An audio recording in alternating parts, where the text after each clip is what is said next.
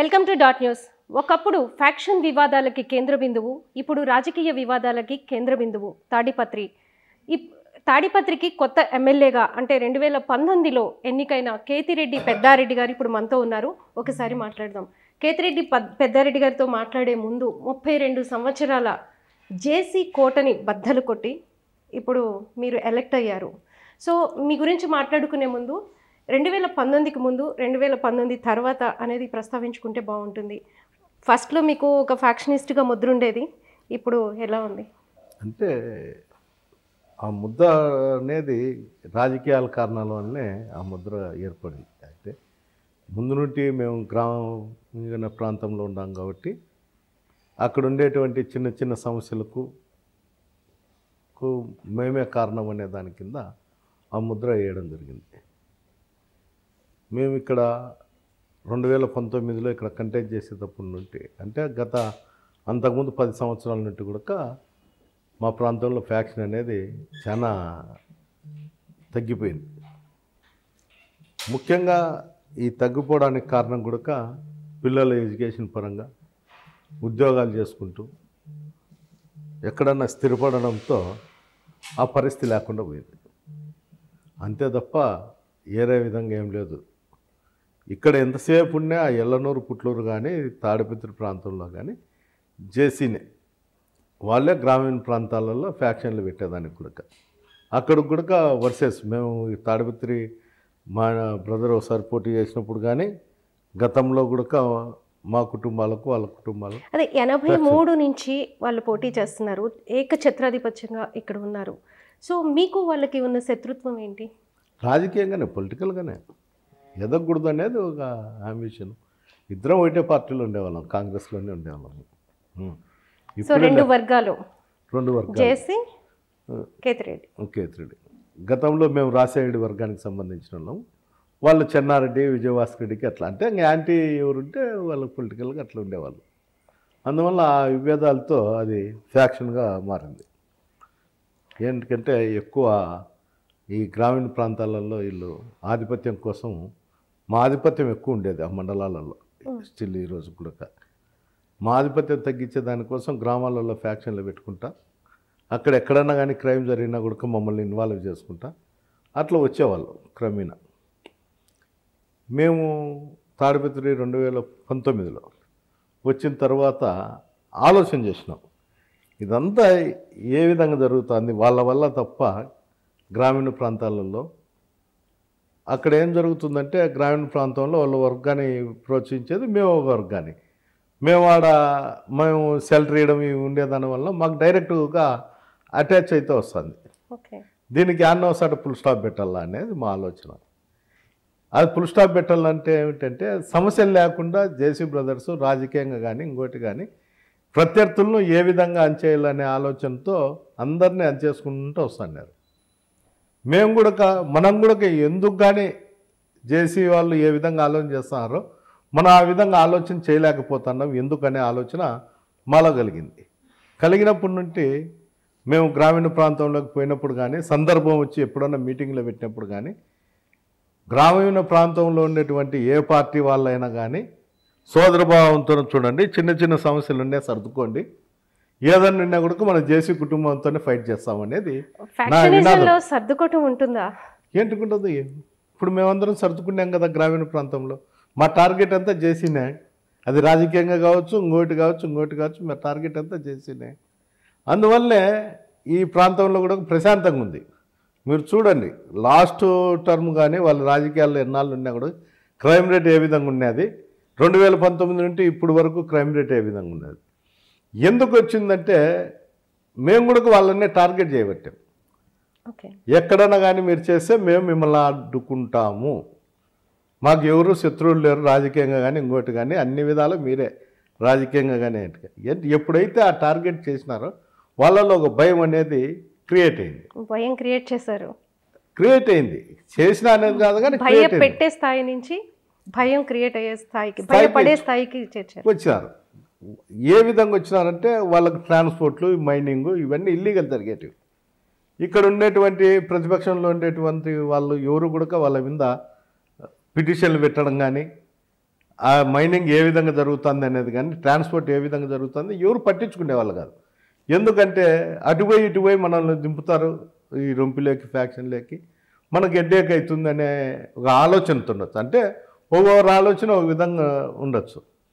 మేము ఎప్పుడైతే వాళ్ళని టార్గెట్ చేసి వాళ్ళ వ్యాపార సంస్థలపైన వాళ్ళ ఇల్లీగల్ దానిపైన తీసుకురాగలిగినామో, దానిపైన వాళ్ళకు ఉండేటువంటి ఇల్లీగల్ పైన అన్ని కంప్లైంట్లు ఇవ్వగలిగినాము, ఆ రోజు నుండి వాళ్ళల్లో ఓ ప్రవర్తన అనేది మనది అంటే ఇట్లుంటుంది అనేది చూపించగలిగినాం.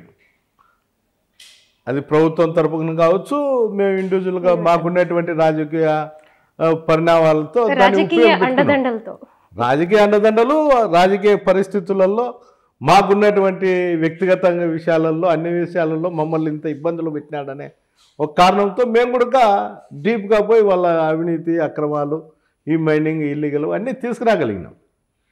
తీసుకొచ్చి ఎప్పుడైతే కేసులు పెట్టి అన్నీ చేయడం జరిగిందో లీగల్గా, ఆ రోజు నుండి ప్రజలను ఇబ్బంది పెడితే ఏ విధంగా ఉంటుందనేది వాళ్ళల్లో అంతో ఇంతో కలిగింది.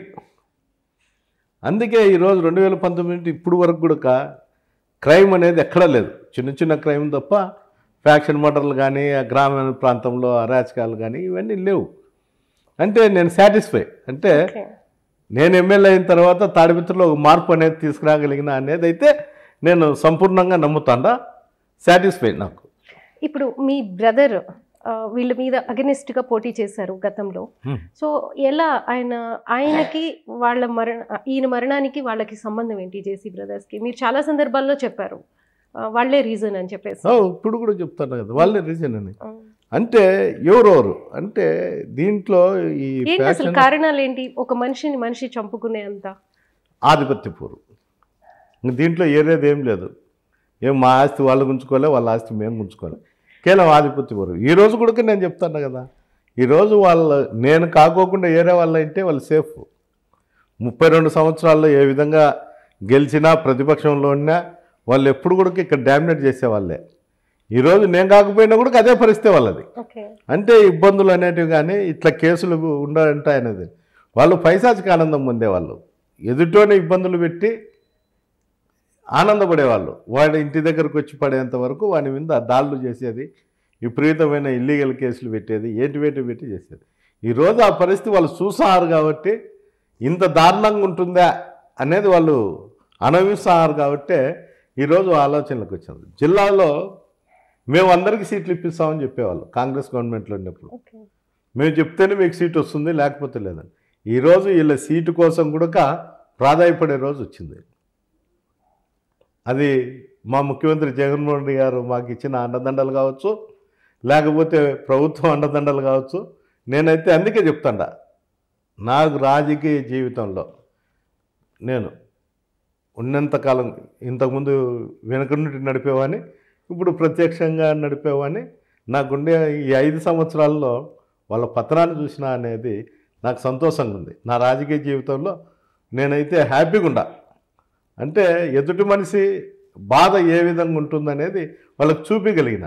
అదే మీకు ఎక్స్పీరియన్స్ కాబట్టి మీ బ్రదర్స్ మీరిద్దరూ చాలా క్లోజ్గా ఉండేవాళ్ళు, ఒకరికొకరు అన్నట్టు ఉండేవారు అని అంటారు. రాయలసీమలో ఈ ఫ్యాక్షనిజానికి సంబంధించి ఏదైనా ఇలాంటివి హత్యలో లేకపోతే వాటెవర్ చేయబోయే ముందు కొన్ని సిద్ధాంతాలు ఉంటాయని సినిమాల్లో చూసాము. నిజంగా ఉంటాయో లేదో తెలీదు, కానీ ఒక అనారోగ్యంగా ఉన్న మనిషిని మీ బ్రదర్ అప్పుడు సర్జరీ చేయించుకుని వస్తున్నారు హైదరాబాద్ నుంచి. సో అలా చంపేయడం అనేది మీకు అంటే మీ కుటుంబాన్ని ఎలా ఇది చేస్తుంది? అంటే అక్కసి మీలో ఉందా?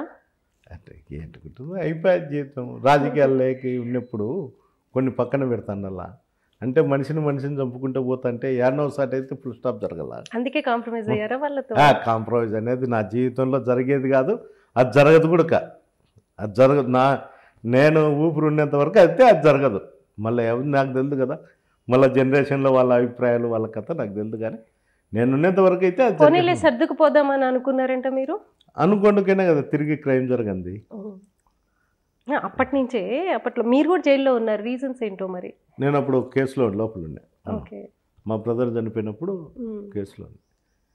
సో ఆ టైంలో వెంకట్రామరెడ్డి మీ అన్నయ్య గారి బాబు ఇప్పుడు ఎమ్మెల్యేగా ఉన్నారు ధర్మవరం.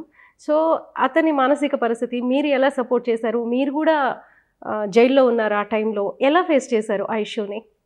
ఏముంది మా జనరల్గా మాకు గ్రూప్స్ ఉంటాయి, అన్నీ ఉంటాయి. దాంట్లో అదేం పెద్ద ఇదేం కాదు, కానీ కుటుంబంలో మనిషి పోయినప్పుడు ఆ బాధ ఎట్లుంటుందనేది పోగొట్టుకున్నా కాబట్టి నాకు తెలుసు అది. ఈ 5 ఏళ్లలో వాళ్ళకి చూపిస్తున్నారు అది? అంటే వాళ్ళకి తెలిసింది కదా, మనం రికార్డు మూలకంగానే మనం చేసినాము. ఏమి వాళ్ళ మీద దాడులు చేయడం ఇట్లాంటివి కాకుండా రికార్డెడ్గానే ఇద్దరు మీరు క్రైమ్ చేసినారని చూపించినాం. అంటే ఇక చంపుకోటాలు నరుక్కోటాలు వద్దు, సో రాజకీయంగా ఏదన్నా ఉంటే అది మనము తేల్చుకుందాం అనే రీతిలో మీరు వర్క్ చేస్తున్నారా? అంతే కదా, ఇప్పుడు చేస్తాండది అదే నేను చేస్తాండది. ఇప్పుడు 73 సంవత్సరాలు అతను చంపి ఏం మూట కట్టాలో చెప్పు. నేను చంపేది పెద్ద విషయం ఏం కాదు, దాని గురించి కోడిని కుక్కను కొలుస్తాను అర్థం కాదు, ఇది తెల్ల గుడక అదేం కాదు. కానీ చంపి 73 సంవత్సరాల్లోని చంపి నేను అనుభవించేది ఏముంది? నేను 5 సంవత్సరాల అంటే 5 సంవత్సరాలు ఇప్పుడు అయిపోతుంది, మనకి ఎలక్షన్ వస్తుంది కాబట్టి చాలా సందర్భాల్లో చెప్తున్నారు చంపడం ఏమన్నా పెద్ద పనా, నేను మళ్ళీ 4 నెలలకి నేను పాత పెద్దారెడ్డిని అవుతాను అని చెప్తున్నారు మీరు. అంటే ఏంటి పాత పెద్దారెడ్డి ఎవరు? చంపడం పెద్ద పని అనేది కాదు, కానీ దీని పరిస్థితులు ఎట్లుంటాయంటే నేను ఇటుకు వచ్చినాక ఒక మార్పు అనేది తీసుకురాగలిగిన. ఆ మార్పు తీసుకురాగలిగినప్పుడు చాలామంది అసమర్థునిగా చూస్తారు. ఓకే, దానికి తోడు అతను కూడా ఇదే విధంగా రెచ్చగొడతాడు. రాజకీయాలలో ప్రక్షాళన అనేది ఎప్పుడోసారి జరుగుతున్నారు. అది మన ఉనికి కోసం కావచ్చు, రాజకీయాల కోసం కావచ్చు. క్రైమ్ చేస్తానని చెప్పలేదు, కానీ చూడగలుగుతారు అని చెప్పినా. సహనం కోల్పోతే అలాంటివి చూడగలుగుతారు అని. వ్యవసాయంలో చేస్తాను నేను, అగ్రికల్చర్ మీద నాకు ఎప్పటికీ మక్కువ. ఈరోజు కూడా టైం దొరికితే 1 గంటని నేను పొలానికి పోయిస్తాను. దాంట్లో చీడు పురుగులన్నీ పుడుతుంటాయి, మందు కొట్టి దాన్ని చంపుతుంటాం. రాజకీయాల్లో కూడా ఎట్లుంటుందంటే ఎప్పుడన్నా ఇబ్బందికరమైన పరిస్థితి ఉండి ఉనికి కోల్పోయేటప్పుడు ఏదో ఒకటి మనం బయటపడాలనేటప్పుడు రాజకీయంగా ఏదో ప్రక్షాళన అయితే చేయాల్సి వస్తుంటుంది. అది మన దగ్గర ఉన్నోని కావచ్చు, పార్టీ ఉంటే సస్పెండ్ చేసేటివి ఇట్లాంటివన్నీ రాజకీయాల్లో ఏంటికి జరుగుతున్నాయంటే ఇంకోరికి భయం ఉండి పార్టీ క్రమశిక్షణ పద్ధతిలో ఉంటారని. అది నాకైనా వర్తించుతుంది, ఇంకోరికైనా వర్తించుతుంది. ఈ పార్టీ అనేది ఏం నా సొమ్మేం కాదు, ఇంకోటి సొమ్మేం కాదు. లీడర్ అనేవాడు ఒకరు ఉంటారు ఏ పార్టీకైనా, ఆయన ఆదేశాల మేరకే ఉంటుంది. వాళ్ళ నోటీస్కి పోతుంటుంది. పోయినప్పుడు ఎవరినోని సస్పెండ్ చేస్తే ఆడికి ఆ పార్టీలో రోంతా భయం అనేదో లేకపోతే ప్రచారణ జరుగుతుందనే ఒక ఆలోచన ఇట్లాంటివన్నీ ఉంటాయి ఏ పార్టీలో అయినా. కానీ అట్లా ప్రచారణ జరిగితే తప్ప చాలా సార్లు కానీ రాజకీయ ప్రచారణ జరిగితే తప్ప కొన్నిసార్లు స్టాండ్ అయ్యేది లేదు. ఇక్కడ ఎట్లుంటుందంటే ఈ ప్రాంతంలో వాళ్ళు 32 సంవత్సరాలు గెలిచడం కారణం ఏమంటే ఏ వ్యక్తి నిలబడినా కూడా ఇక్కడ ఉండేవాడు ఓడిపోవాలా, అధికార పార్టీ రావాలా అనేది చాలా మందిలో ఉంటానేది. అట్లా ఉంటానేది కాబట్టి వాళ్ళేమి 1000 ఓట్లతో గెలిచలే, ఒక్కసారి మాత్రమే 20,000తో 5,000 6,000తో గెలిచే వాళ్ళే. ఎప్పుడు మనం చూసుకుంటే ఎడ్జ్తోనే వాళ్ళ మీద ఫైట్ చేయకపోని ఎవరున్నా అక్కడికి. ఈడ బేసిక్గా టీడీపీ ఓటర్స్ ఉన్నారు. నేను ఈ దాదాపు 7.5 సంవత్సరం 3-4,000 ఓట్లే డిసైడింగ్ ఫ్యాక్టర్. 7.5 సంవత్సరం అయింది నేను ఇప్పుడు తాడిపత్రిలో ఫుల్ఫిల్గా పొలిటికల్ చేయబట్టి. నాకు తెలిసినది ఏమంటే కొన్ని కుల సమీకరణల్లో కొంతమంది బీసీలు కావచ్చు ఎవరన్నా కానీ TDP voters still today also. కొద్ది వరకు అది నేనైతే అంగీకరించుతా. ఎవరైనా అంగీకరించుతారో లేదో నాకు తెలియదు, కానీ ఒక సామాజిక వర్గం అనేది ఒకటి కాకపోయినా ఒకటి ఉన్నా కూడా బలంగా మిగతా సామాజిక వర్గాలలో 2-3 క్యాస్ట్ వైజ్లలో అంటే వాళ్ళల్లో మార్పు తీసుకురావడానికి ఏదన్నా ట్రై చేశారు? అంటే ఇప్పుడు మీరు వచ్చిన తర్వాత చాలానే, అంటే నేను చాలా మందితో మాట్లాడిన దాన్ని బట్టి, నేను చూసుకున్న దాన్ని బట్టి చాలా మార్పు వచ్చింది 2019 నుంచి. సో ఆ ఓటర్లలో కూడా మార్పు వచ్చిందంటారా? వచ్చింది. మీతో తిరుగుతున్నారు? ఓకే. నేనేంటి క్యాంపెయిన్ చేస్తాను ఉంటాను ప్రతిరోజు. అంటే ఎలక్షన్ వచ్చిందనేదే కాదు, కానీ నేను ఇక్కడ ఎమ్మెల్యే అయినప్పుడు నుండి ప్రతిపక్షంలో ఉన్నప్పుడు చేస్తానే. ఇప్పుడు కూడా వారానికి 2-3 రోజులు ఏదో గ్రామంలోకి పోయామని నేను ఎమ్మెల్యే అయిన తర్వాత కూడా. అంటే గ్రామీణ ప్రాంతంలో ఉన్నటువంటి వాతావరణం కానీ వాళ్ళకుండే పరిస్థితులు కానీ నేను గ్రామీణ ప్రాంతంలో పెరిగినా కాబట్టి అంతో ఇంతో నాకు ఆ నాలెడ్జ్ ఉండేదాని వల్ల రోంత కలిసిపోవడం. ఇప్పటికీ మీ ఇద్దరి మధ్య రైవలరీ ఉంది, జేసీ బ్రదర్స్ అండ్ మీకు మధ్య. మరి అంత ఫ్రీగా ఎలా వెళ్ళగలుగుతున్నారు? పాదయాత్రలు చేస్తున్నారు, లేకపోతే గ్రామానికి వెళ్తున్నారు, మాట్లాడుతున్నారు, విత్ సెక్యూరిటీ వెళ్తారా? అంతే కదా, నాకు 4+4 గన్మెన్స్ ఉంటారు. వాళ్ళు కాదులేండి, వాళ్ళు మా వాళ్ళు 10 మంది 15 మంది ఉంటారు. ఓకే, కార్యకర్తలు నాయకులే ఉంటారు కదా, కొంతమంది బంధుత్వాలు ఉంటాయి, స్నేహాలు ఉంటాయి. పార్టీ బేస్ ఏ పార్టీకైనా థ్రెట్ ఉంటుంది కదా, పార్టీలో ఉంటారు కదా, హార్డ్కోర్ పార్టీ కోర్స్ ఉంటారు కదా, వాళ్ళు పార్టీ కోసం పనిచేస్తుంటారు. మన లీడర్ ఉండాలనే ఆలోచన కూడా వాళ్ళకు ఉంటుంది కదా.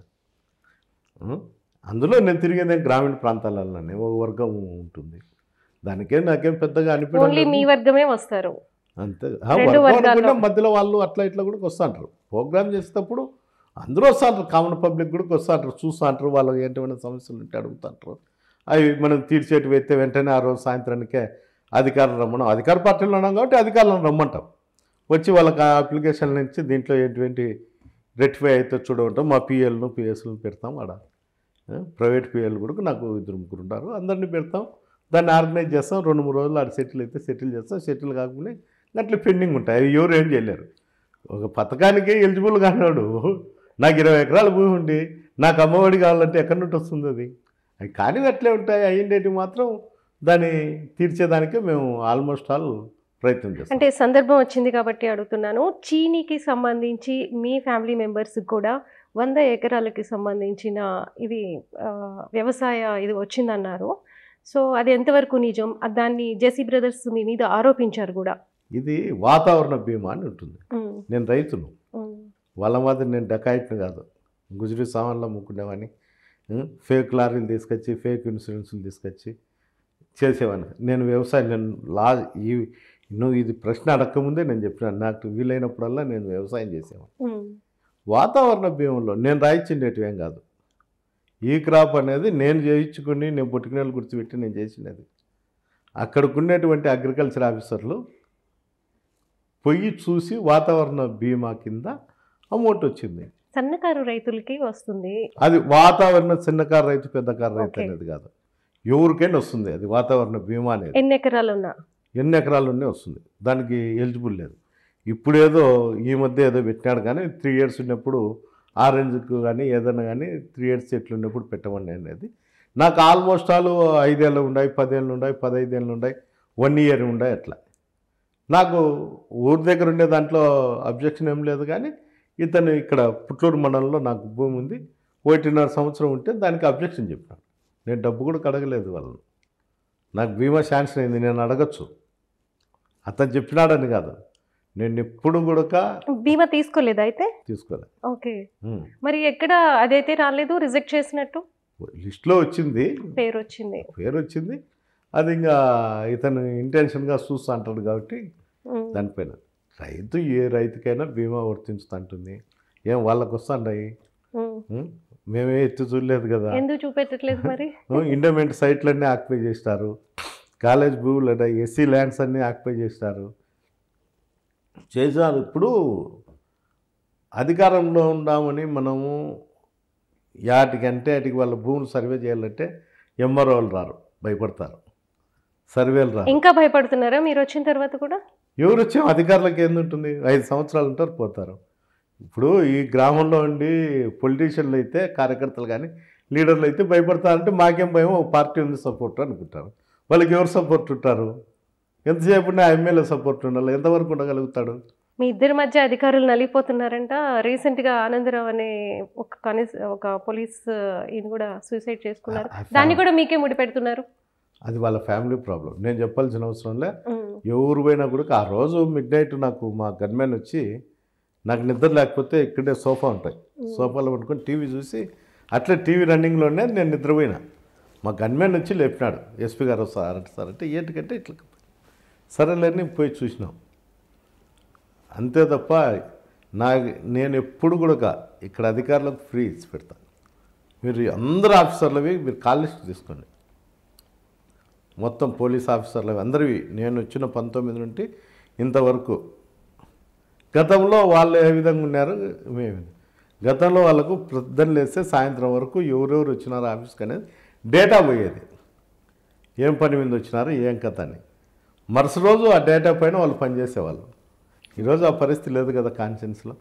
ప్రజాస్వామ్యం అనేది బతికి ఉంది, ఇంకా తాడిపత్రిలో లేదు.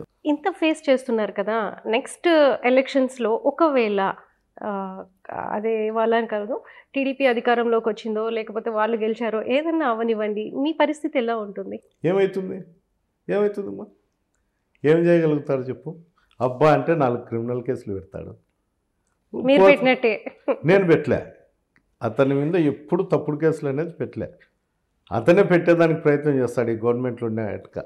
ఏమంటే అధికారులు వినకపోతే వాళ్ళ మీద ప్రైవేట్ కంప్లైంట్లు వేస్తాడు, ఇవన్నీ చేస్తా అంటాడు. నేను పెట్టి BS3 BS4లో నేను తిక్కుతానమ్మా ఛాసీల మీద, రికార్డులన్నీ నేను తయారు చేస్తాను. వాళ్ళు తయారు చేసి లారీలు తిప్పినారు, ఈరోజు కేసులలో ఇరుక్కున్నారు.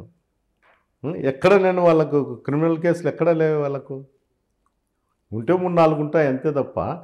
సేమ్ టైంలో నాకుండాయి 2-3. మళ్ళీ నేను ఎమ్మెల్యేని కేసులో లేకుండా తీసేసుకోవచ్చు కదా.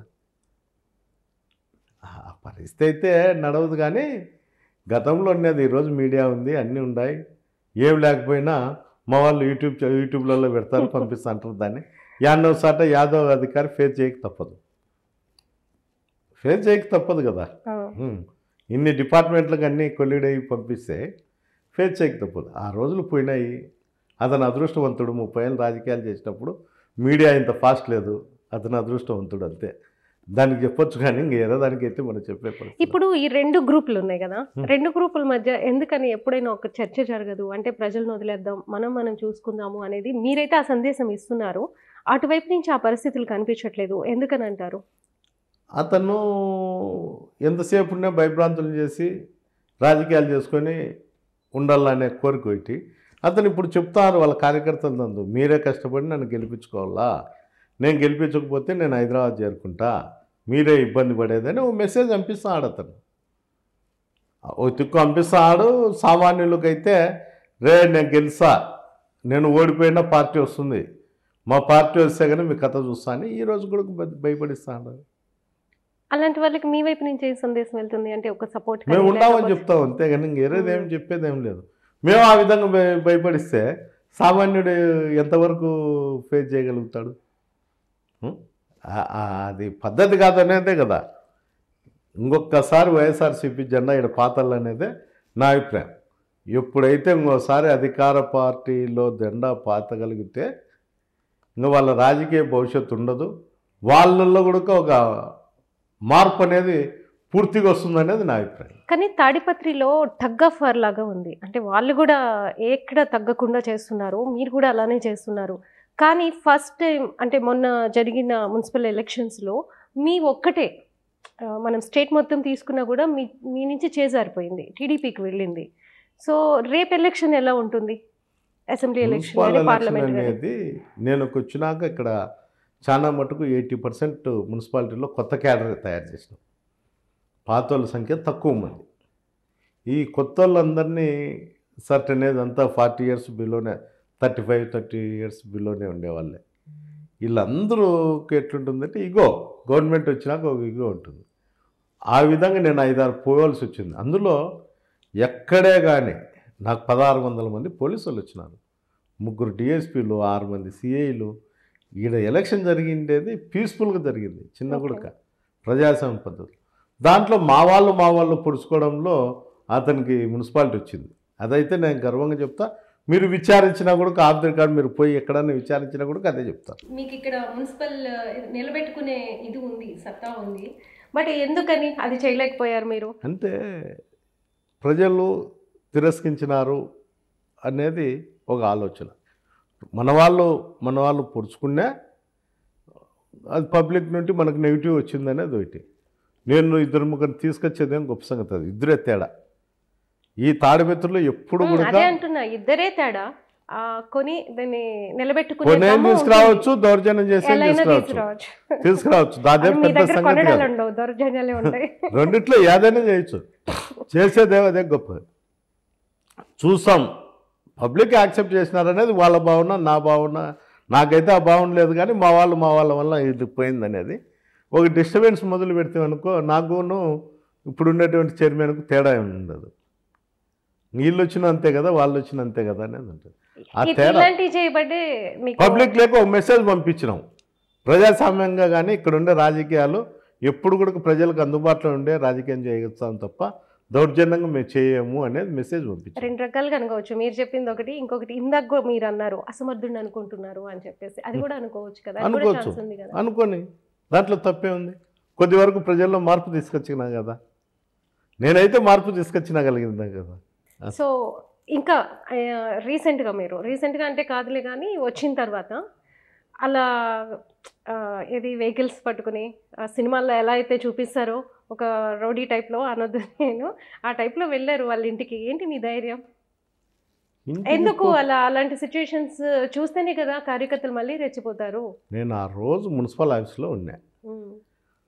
అతను యూట్యూబ్లలో ఏదంటే అది ఫ్యామిలీల గురించి అవి పెట్టించినాడు అనేది ఆడోళ్ళని కూడా తీసుకొచ్చారు ఈ మీ అనేది రాజకీయాల్లోకి. నేను మున్సిపల్ ఆఫీస్లో ఉన్నా. మా ఫ్యామిలీ మెంబర్స్ ఎవరు పొలిటికల్లో దీంట్లో అటాచ్మెంట్ కూడా ఉండదు. ఈవెన్ మా మిస్సెస్ ఆల్సో. ఆమె దేవలాలు తిరిగాకే సరిపోతాంటుంది. ఈరోజు కూడా లేదు, పొద్దున్నే వెళ్ళిపోయిండు. మా పిల్లలు కూడా ఎవరు దాంట్లో ఇన్వాల్వ్మెంట్ లేదు. అందువలన ఆ రోజు విపరీతంగా ప్రెజర్స్ బయట నుండి వాడు ఆడ బయట నిలబడుకున్నాడు అని చెప్పినారు. సరేలే వాడు ఉంటే మాట్లాడి వస్తాము పిల్లాయిలు, ఏంటి పెట్టినారా ఎవరని అనుకున్నా. వాడు లేడు ఆ టయానికి. ఇంకా చైర్మన్ గారు ఉంటే మాట్లాడదాము, నువ్వు అతని ఇష్టం లేనుకొని పోయినాము. ఆడ ఎవరు లేరు, ఊరికనే మేము ఎవరిని కొట్టలేదు, ఆడ తిట్టిండేది లేదు, కొట్టిండేది లేదు. 10 మందితోనే మేము పోయిండేది. వెళ్ళిన తీరు ఎలా ఉంది? అన్నిట్లో వచ్చినాయి కదా, రయ్యమని వెళ్ళిపోయి అక్కడ వెహికల్స్ అన్నీ ఆగి మీరు కూడా అంతే ఉద్రేకంగా దిగి ఒక ఇది పట్టుకుని. ఏది లేదే ఆడ, ఎవరిదో స్టిక్ ఉండేది ఆడ, నేను పట్టుకోలేదు, ఎవడో పిల్లలు పట్టుకుంటాడు వెనక కార్లో నుంచి దిగిన అతను. నేను పోయినది 2 వెహికల్లతో. నేను కొట్టినీకి పోవాలి. ఒకవేళ ఉంటే ఏం జరిగేది? ఉండింటే మాట్లాడింది, ఏమయ్యా ఇది బుద్ధి ఉందా లేదా, ఈ పరిస్థితికి ఇంటికి తీసుకొచ్చినావు ఏం కథ అని. నిజంగా అలా మాట్లాడేది అయితే అసలు సామరస్యంగానే ఇవి చేసుకోవచ్చు కదా. ఎవరు వచ్చి మాట్లాడతారు నా మధ్య అతని మధ్య? ఈ మాట్లాడేవాడు ఒకరి పేరు చెప్పండి, అదమ్ము లేదు, ఒకరి పేరు చెప్పండి ఏంటి ఎవరికన్నా. ఇవన్నీ రాజకీయాలు ఒక ఎత్తు, కొంత వ్యక్తిగతంగా కూడా కలిసి ఉంటాయి కాబట్టి, ఇవన్నీ ఉంటాయి కాబట్టి ఎవరు దాంట్లో తలదూర్చరు. భవిష్యత్తులో ఏదైనా జరిగా ఎవరు రెస్పాన్సిబిలిటీ? అందువల్ల ఎవరు అంత పెద్దగా దాని గురించి పట్టించుకోరు. ఈ ప్రాంతంలో అయితే అది నథింగ్, అంతే కదా, దాని గురించి ఏం లేదు. అంటే కదా మీ అబ్బాయి హర్షవర్ధన్ రెడ్డి మీద కూడా కేసు పెట్టింది. కారుతో వాళ్ళ లాయర్ పెట్టారు, కారుతో ఇది చేయబోయి హత్యా ప్రయత్నం చేశారని దీని మీద కేసు పెట్టారు. సో ఫ్యాక్షనిజం కానీ లేకపోతే పొలిటికల్ ఫ్యాక్షనిజంలో కూడా ఫ్యామిలీని కాపాడుకోవటం కూడా అంతే ఇంపార్టెంట్. మళ్ళీ మీ పిల్లలు కూడా ఇన్వాల్వ్ అయ్యి అలానే వచ్చేస్తే రేపు ఎలా ఉంటుంది? ఎలా కాంప్రమైజ్ అవుతారు? మీరైతే చేయగలుగుతున్నారు, వాళ్ళని కూడా ఇన్వాల్వ్ అయితే. మా పిల్లలకి సంబంధం ఈవెన్ మా యంగట్రామన్ సార్, అది నేనైతే గర్వంగా చెప్పగలుగుతాను. పొలిటికల్లో చిన్న సమస్యలు ఉండొచ్చు కానీ ఫ్యాక్షన్లకు అయితే నాకు తప్ప ఎవరే వాళ్ళకు, మా కుటుంబ సభ్యులకు ఎవరికి ఎక్కడా కూడా సంబంధం ఉండదు. వాళ్ళు ఉన్నా కూడా మేము దూరం పెడతాం. కానీ ఆ రోజు ఆయన ప్రత్యక్షంగా ఉన్నారు కదా హర్షవర్ధన్ రెడ్డి. ఉన్నారంటే మా ఇల్లు అక్కడ ఉన్నది. కాల్పులకు కూడా ఆర్డర్ ఇచ్చారు కానీ కాల్చలేదు అనేది ఒకటి. పైనుంచి వాళ్ళు కూడా రాళ్లు వేయటం కానీ కాల్పు చేయడానికి మా దగ్గర డిపార్ట్మెంట్ వాళ్ళు చాలా పెద్ద గొడవ అవ్వబోతుందని చెప్పేసి మళ్ళీ వాళ్ళు కాల్చిండొచ్చు కదా, అంటే కాల్చిండొచ్చు కదా, ఎవరేం వద్దనేదేం కాదు కదా. ఇప్పుడు ఆ రోజు ఈయన వెళ్ళినప్పుడు పైనుంచి వేసిన రాళ్ళు పడ్డా కూడా, అంటే నేను వినింది ఈయన ప్రాణాలకే ప్రమాదం అని. సో అంత దూరం అలా ఇంకా కంటిన్యూ అవుతుంది కదా. మీ హయాంలో కూడా మీరేది మార్పు చేసామంటున్నారో ఆ మార్పులో కూడా ఆ రోజు పోయిండేదేం లేదు కానీ ఇంటి దగ్గరకు వస్తా అంటే రోడ్లో ఉన్నారు అంతేగాని పోయిండేదేం లేదు. వాళ్ళ ఇంటి దగ్గరకు పోయిండేది లేదు, ఏం లేదు. ఓకే, మీరు మార్పు తీసుకొస్తున్నారు, కాకపోతే కొన్ని విమర్శలు కూడా ఉన్నాయి మీకు సంబంధించి, ప్రభుత్వం వైపు నుంచి కానీ లేకపోతే ఈ గ్రానైట్కి సంబంధించి అక్రమ దందా ఒకటి నడుస్తుంది, దాని వెనుక మీ మనుషులు ఉన్నారు అనే విమర్శలు ఉన్నాయి. నిజంగా మీ మనుషులు ఉన్నారా? దాని వెనుక మీరున్నారా?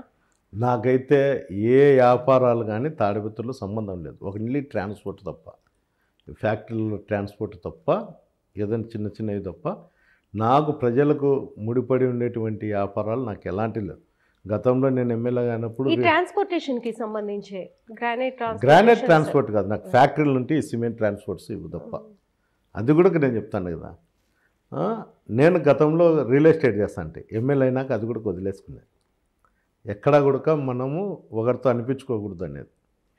రెండోది ఈ గ్రానైట్ పరిశ్రమలు ఉండొచ్చు, మా కార్యకర్తలు ఉండొచ్చు, మా లీడర్లు ఉండొచ్చు, చేస్తా అంటారు, చేయరని నేను చెప్పను. కానీ ఇక్కడే కాదు, ఏ రాష్ట్రంలో అయినా కానీ భారతదేశంలో అధికార పార్టీ ఉండేవాడు అవకాశం ఉన్నప్పుడు అంతో ఇంతో చేస్తా అంటారు, చేయరని మేము చెప్పాడు.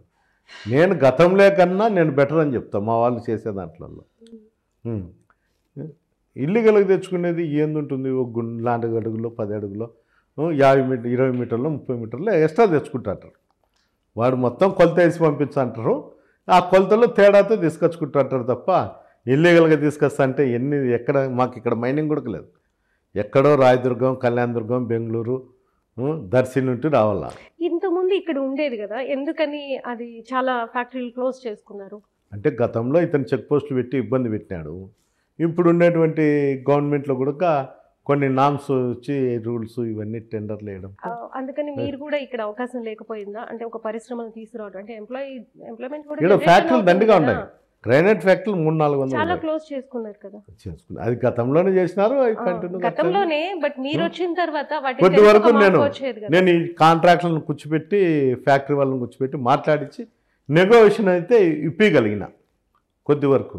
ఇంకా కొద్దిగా మళ్ళీ నిన్న అడిగినారు ఈ మధ్య వారం 10 రోజుల్లో, మళ్ళీ కూడా 4-5 రోజుల్లో వాళ్ళని పిలిచి సిట్టింగ్ చేసి చేయగలుగుతా. అంటే నాతో అయ్యేంత వరకు నేను చేయగలుగుతా, కానీ గవర్నమెంట్ పాలసీని మనం మార్చలేం కదా, మన చేతిలో ఏమి ఉండదు కదా. ఇక్కడ కాంట్రాక్టర్ ఎవరైనా ఉంటే అయ్యా బాబు కొంత తగ్గించుకోండి, ఏదో మా వాళ్ళు ఇబ్బంది, రాజకీయ కారణాలు కూడా ఉంటాయి అనేది మెన్షన్ చేసుకుంటాం కదా, మన వ్యక్తిత్వం మీద కూడా ఆధారపడి ఉంటుంది. ఇక్కడ మట్కా ఇండస్ట్రీ కూడా ఎప్పటి నుంచో ఉంది, మీ హయాంలో నేను చెప్పట్లేదు, ఎప్పటి నుంచో ఉంది. దాన్ని ఎందుకు అరికట్టలేకపోతున్నారు? మీరు వచ్చిన తర్వాత అయినా, అప్పుడంటే ఎలాగో ఏకఛత్రాధిపత్యం, మీరు వచ్చినాక ఎందుకు చర్యలు తీసుకోలేదు? నేను దాదాపు 80% అరికట్టినా. గతంలో అంతా మొగోళ్ళు చేసేవాళ్ళు చాలా మంది. ఈరోజు ఏం అంటే వాళ్ళ ఫ్యామిలీ మెంబర్స్కు హ్యాండ్ ఓవర్ చేస్తారు. ఇంకెంతమంది లేడీ కానిస్టేబుల్ తీసుకొచ్చి వీళ్ళు చేయగలుగుతారనేది ఒకటి. రెండోది ఏమంటే దాంట్లో యాప్ పెట్టుకుంటారంట, నాకైతే తెలియదు కానీ ఆ యాప్ పెట్టుకొని ఆ యాప్ కూడా రన్ చేస్తుంటారు. అది డిపార్ట్మెంట్కి కూడా తెలిసే అవకాశాలు చాలా తక్కువ.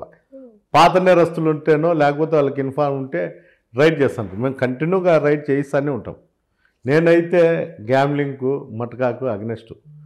నేను ప్రతిపక్షంలో ఉన్నప్పుడు కానీ ఇప్పుడు కానీ నా స్టేట్మెంట్లు కావాలంటే చూడండి, నేను అర్జీలు పెట్టినట్టు కూడా ఉన్నాయి డిఐజీలకు, డీజీపీలకు, అందరికీ గతంలో. ఇప్పుడైతే ఫోన్ కూడా అధికారం ఉంది కాబట్టి ఫోన్లో చెప్తాంట, అంతేగాని నేను రైడ్ చేయించిండేటువంటి ఉండే వాళ్ళంతా కూడా తెలుగుదేశం కార్యకర్తలు సానుభూతి పరులే.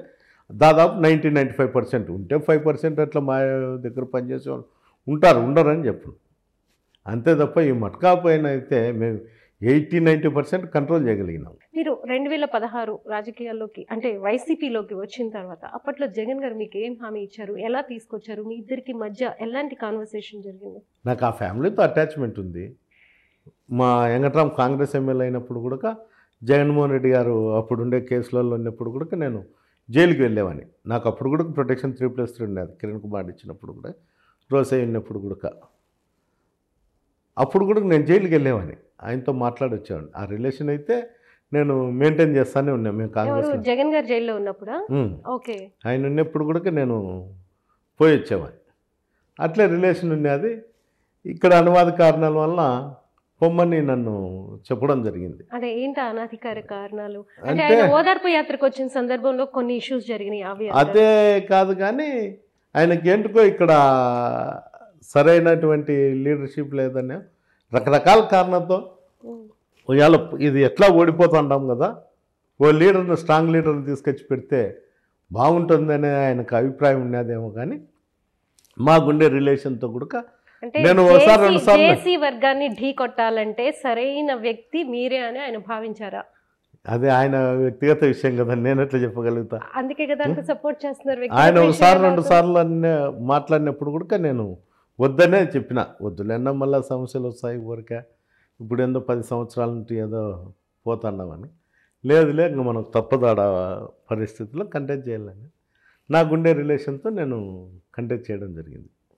సో వచ్చినప్పుడు సిచ్యుయేషన్స్ మీకు ఎలా అనిపించినాయి ఇక్కడ పోటీ చేయడానికి వచ్చినప్పుడు? ఎందుకంటే ఏది కూడా అవుట్ ఆఫ్ కంట్రోల్, వాళ్ళ కంట్రోల్లో ఉన్నాయి అప్పటికి. సో అవుట్ ఆఫ్ కంట్రోల్ నుంచి కంట్రోల్లోకి ఎలా తీసుకొచ్చారు?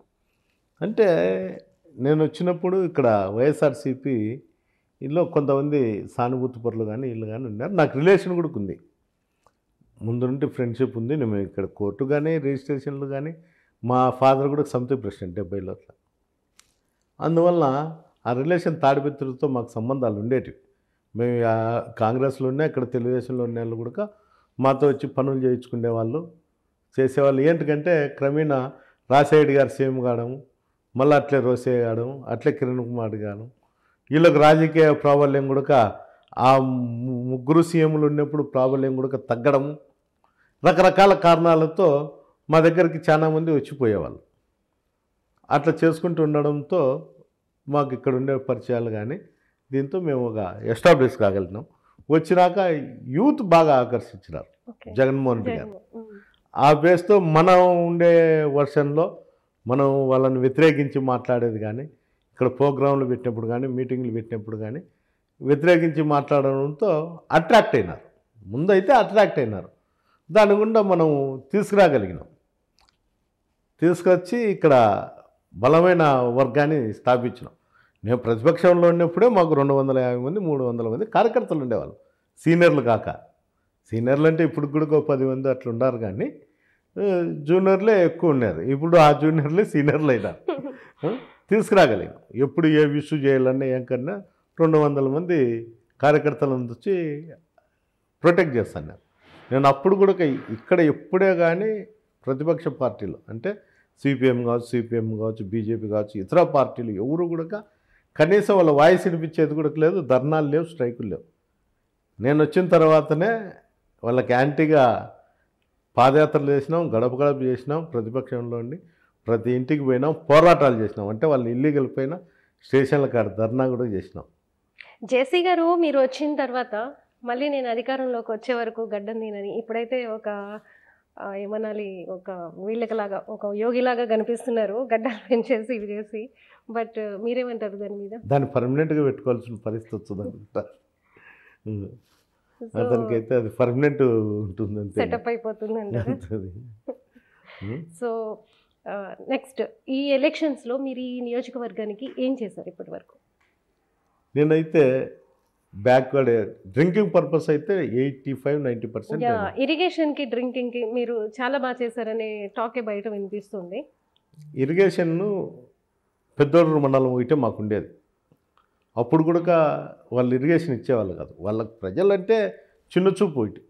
రెండోది, ఎవరైనా కానీ ఆర్థికంగా బలపడితే వాడి ఇండివిజువాలిటీ పెరుగుతుందనే ఆలోచన కలిగినటువంటి వ్యక్తులు వాళ్ళు. ఎడ్యుకేషన్ సిస్టమ్ కానీ ఏదైనా కానీ హెల్త్ పరంగా కానీ ఇరిగేషన్ పరంగా కానీ అన్నీ కూడా సమస్యలతో కూడినటువంటి పరిస్థితి ఉంటే తప్ప మమ్మల్ని గుర్తించరు, మా దగ్గరకు వచ్చి అడగరు.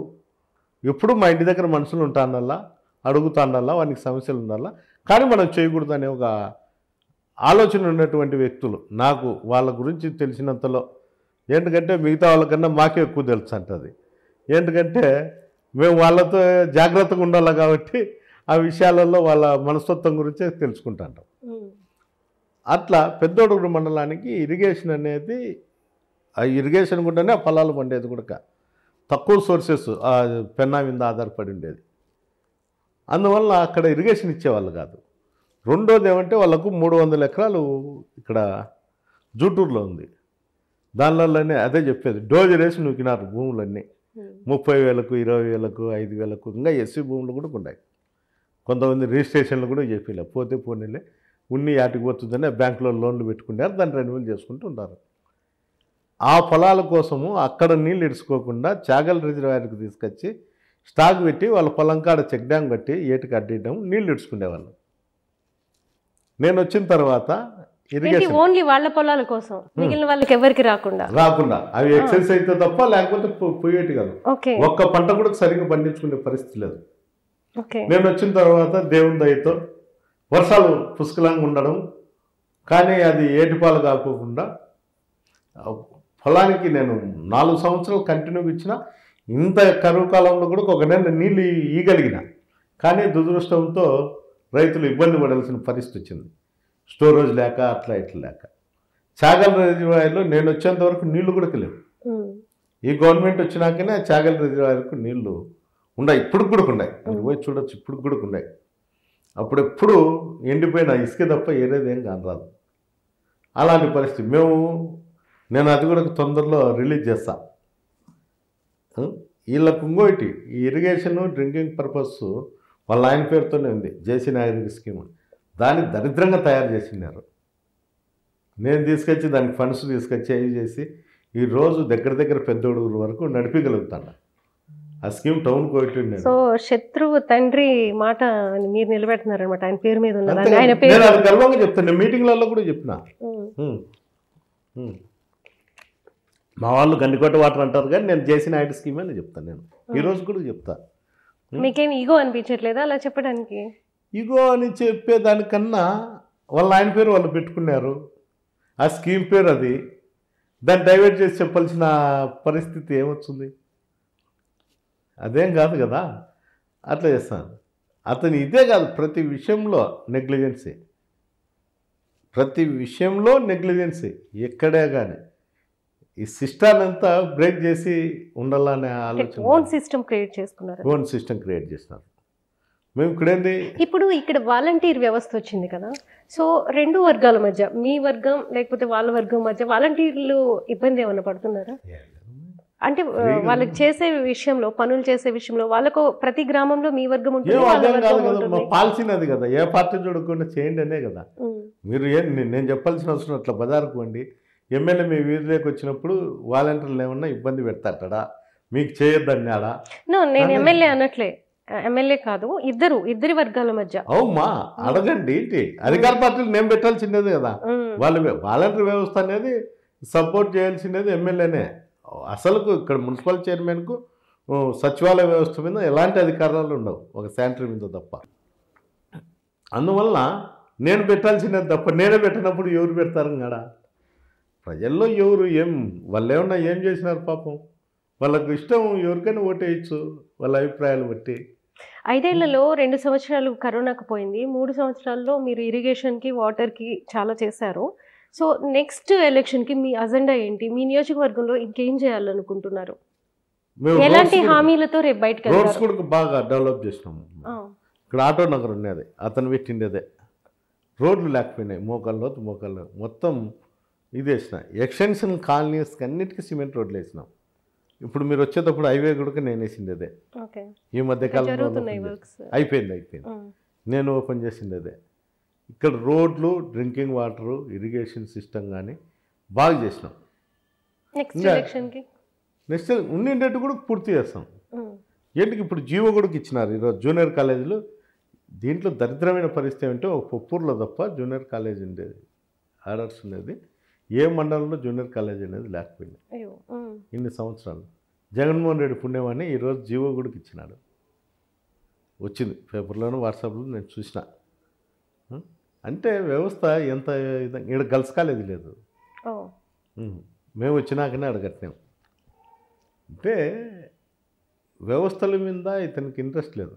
జగన్మోహన్ రెడ్డి ఆయన ఇచ్చిన హామీల ప్రకారం నవరత్నాలని నెరవేర్చారు. అవి కాకుండా కూడా ఇంకా చాలా ఆయన ఎడ్యుకేషన్ సిస్టంలో ఒక విప్లవాత్మకమైన మార్పు తీసుకొచ్చారు. డిజిటల్ క్లాసెస్ అని, ట్యాబ్స్ చేయడం కానీ 7th, 8th నుండి 8th, 9th, 10th.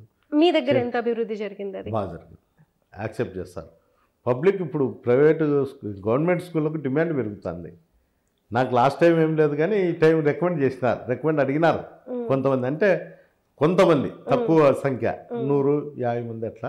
ఇంకా 2-3 years పోతే ఇట్లే గవర్నమెంట్ కొనసాగితే ఇంకా ప్రైవేట్ స్కూళ్ళ కన్నా గవర్నమెంట్ స్కూల్లో రికమెండ్ చేయాల్సిన పరిస్థితి ఏర్పడుతుంది. 30 సంవత్సరాల్లో ఇక్కడ 100 బెడ్ హాస్పిటల్ లేదు. అవుట్ పేషెంట్ ఓపీ వచ్చి 800 మంది ఇస్తారు. అయినా 100 బెడ్ హాస్పిటల్ వచ్చింది. ఇప్పుడు కాంగ్రెస్ గవర్నమెంట్లో ఒకసారి శాంక్షన్ అయింది అన్నారు కానీ అది మూడ్స్ పెట్టినారు. ఇప్పుడు మళ్ళీ 26వ తేదీ ఈ ప్రభుత్వంలో 100 బెడ్ హాస్పిటల్ ఓపెన్ చేస్తున్నాం. గర్వంగా చెప్పగలుగుతాం. హెల్త్ సెంటర్లు కానీ ఆ? ప్రతిపక్షాలు అంటున్నాయి జగన్ ఎలాంటి అభివృద్ధి కార్యక్రమాలు చేపట్టలేదు, ఓన్లీ బటన్ నొక్కి డబ్బులు ఇవ్వడం తప్ప అంటున్నారు. కానీ మన గ్రామాల్లో చూస్తున్నా, లేకపోతే మీరు చెప్తుంది చూస్తున్నా, చాలా అభివృద్ధి అంటే పర్టికులర్గా మనం మీ నియోజకవర్గంలో మీతో మాట్లాడుతున్నాం కాబట్టి తీసుకుంటే జరిగింది కనిపిస్తుంది. సో దీనికి ప్రతిపక్షాలకి ఎలాంటి జవాబు చెప్తారు మీ నుంచి? వాళ్ళ పరిస్థితి ఏముందంటే ఎలక్షన్ టైము ఉనికి కాపాడుకోవాలా, ఏదో ఒకటి చెప్పి ప్రజలను మభ్య పెట్టాలా, ఈ కార్యక్రమం తప్ప వాళ్ళు 63 కోట్లు నేను అమృత స్కీమ్ గుండా తీసుకొచ్చిన. నా దగ్గర లెటర్ కూడా ఉంది. స్టేట్ గవర్నమెంట్ ప్రపోజ్ చేస్తేనే సెంట్రల్ గవర్నమెంట్ ఇచ్చేది. ఇప్పటికి 10 నెలలు 12 నెలలు అవుతుంది. మున్సిపాలిటీలో అతను రిజెక్ట్ చేస్తాడు. రిజెక్ట్ చేసినప్పుడు కలెక్టర్ దాన్ని శాంక్షన్ చేయొచ్చు. ఆమె టేబుల్ ముందు ఉండి 4 నెలలు అయింది, చేయలే. ఎందుకని చేయించుకోలేకపోయారు? అదే కదా నేను చెప్తాను, చేయలే అంటే పొలిటికల్ ఇష్యూస్. ఇక్కడ ఏం పొలిటికల్ ఇష్యూస్? గవర్నమెంట్ మీదే ఉంది కదా. అంటే బ్లాక్మెయిల్ రాజకీయాలు ఇవన్నీ. అదే వచ్చింటే ఈ డ్రింకింగ్ అనేది ప్రతి ఇంటికి ట్యాప్ వేసిందమ్మా, ఈ స్మెల్ వస్తుంది. డ్రైనేజ్ కింద ఉండే ఎప్పుడో 40-50 సంవత్సరాల కిందటి. అప్పట్లో ఏం చేసింటారు, ఐరన్ పైపులు వేసింటారు నాకు తెలిసి. అవన్నీ తుప్పి పట్టిపోయింటాయి. ఈ డ్రైనేజ్ లీకేజ్ అంతా పోయి దాని మీద పడ్డాము. ఈ మోటార్లు వేసినప్పుడు ఆ డ్రైనేజ్ నీళ్ళన్నీ వచ్చేస్తాయి.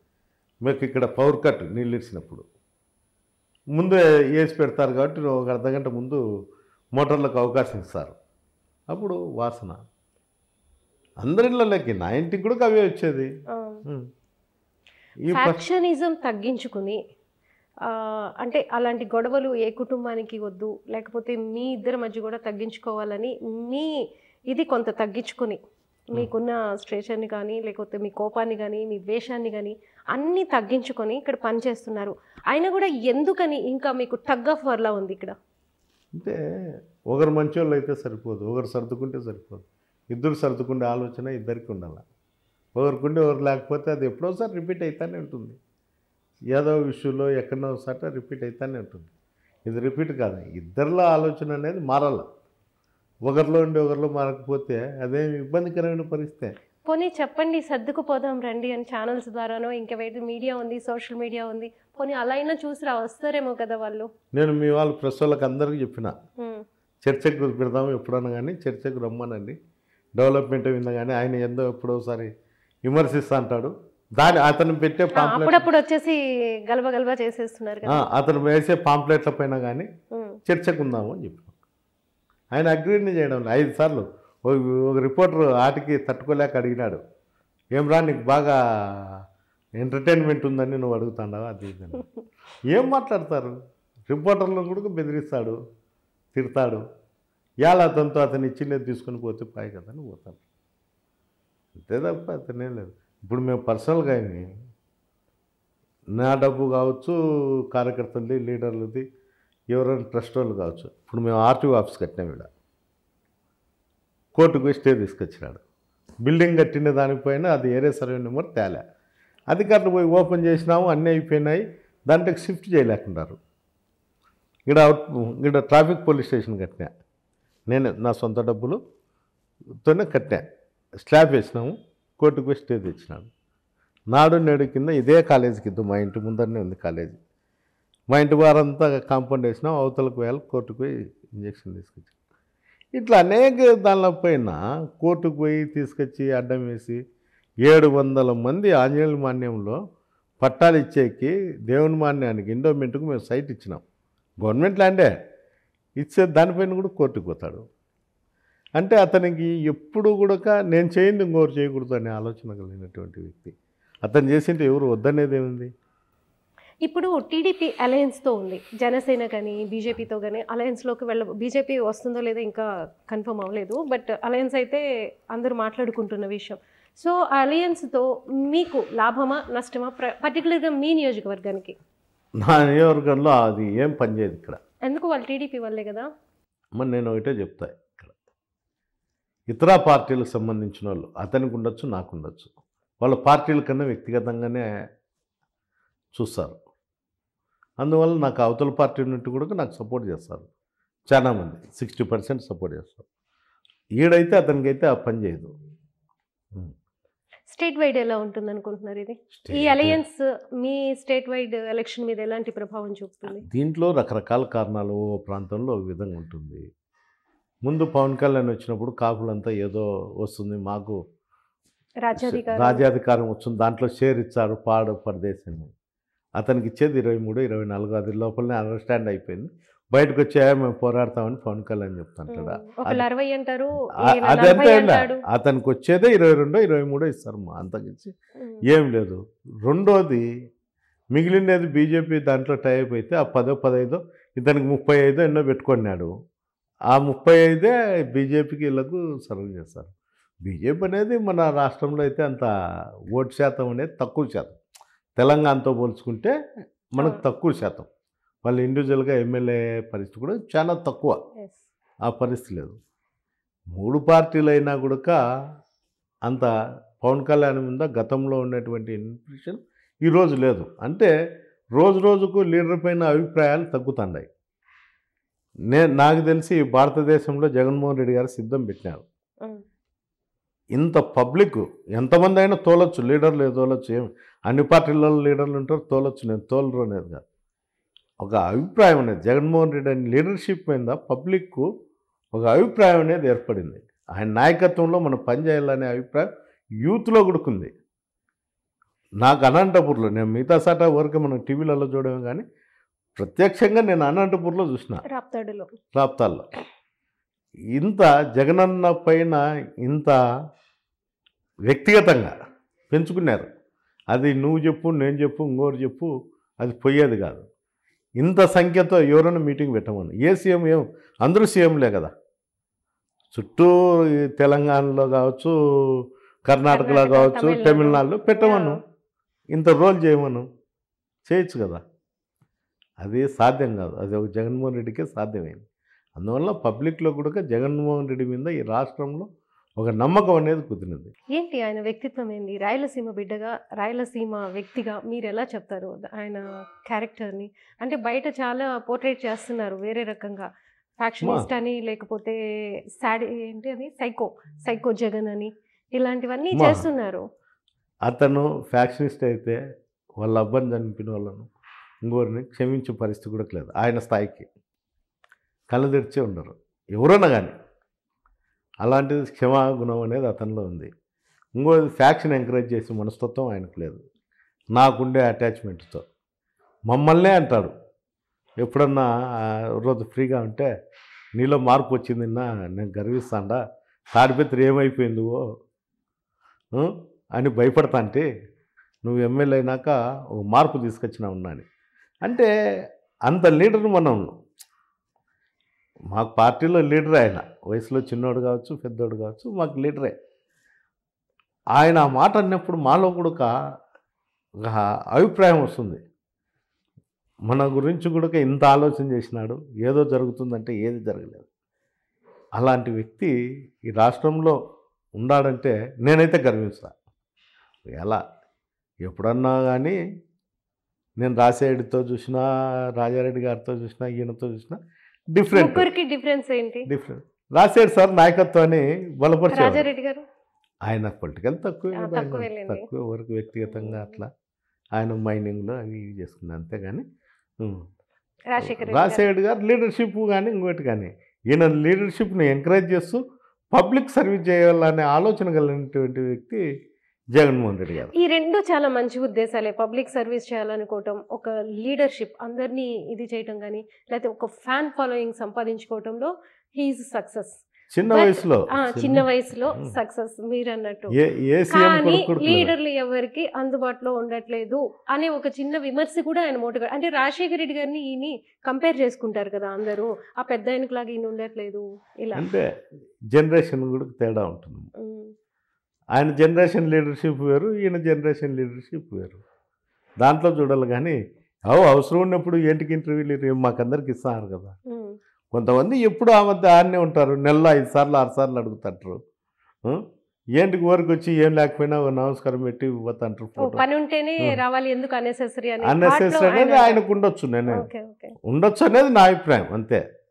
పని లేకుండా దినం పోతుంటే ఎవరికైనా ఆయన చూసే వాళ్ళకు కూడా ఎట్లుంటుంది. ఇంకెప్పుడు అందరూ ఆడనే ఉంటాం, పబ్లిక్ సంబంధం లేకుండా ఏందో ఒకటి సార్తో చేయించుకోవచ్చులే అది ఇదని, అది కాదు కదా. మీ ఆయన పార్టీ నుంచి గెలిచి మీ పార్టీ మీద విమర్శలు చేస్తూ ఇప్పుడు కొన్ని ఛానల్స్లో ప్రోగ్రామ్స్ పెట్టుకుంటున్న ఒక నేత నిన్న మీకు ఇక్కడ సిద్ధం జరిగింది కదా రాప్తాడులో, సో ఆ సభ గురించి ఆయన మాట్లాడుతూ అదేం పెద్ద ఇదేం కాదు, తర్వాత ఆయన జనం చూసి ఇట్లా దండం పెట్టాడు, చూసి మైకులకు పెడతాడు, ఆయనకి ఎక్కడ ఏది చేయాలో అవన్నీ మ్యానిపులేషన్ బాగా తెలుసు అని చెప్పేసి జగన్ గారి గురించి కామెంట్ చేశారు.